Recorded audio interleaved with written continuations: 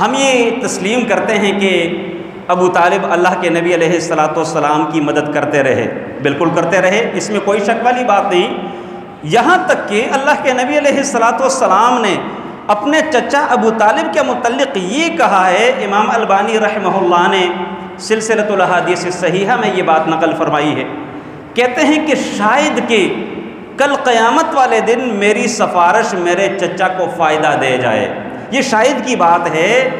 بالکل ایتھینٹک بات نہیں، اور یہ بات میرے نبی کی بات ہے، یعنی میرے نبی کہہ رہے ہیں کہ کل قیامت والے دن میں نے اپنے چچا کی سفارش کرنی ہے اور شاید کہ یہ سفارش ان کو فائدہ دے جائے۔ ایک اور روایت میں اللہ کے نبی علیہ السلام نے اس کی مزید تھوڑی سی وضاحت کی ہے، اور وہ وضاحت کچھ اس طرح ہے،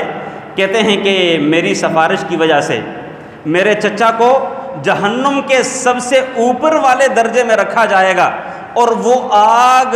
محض اس کے ٹخنوں تک پہنچ رہی ہوگی، لیکن اس آگ ٹخنوں تک پہنچنے والی آگ کی وجہ سے اس کا دماغ ابل رہا ہوگا، کھول رہا ہوگا، یعنی یہ میری سفارش کی وجہ سے اس کے عذاب میں کل قیامت والے دن وہ تخفیف ہے، لیکن ہے وہ جہنمی۔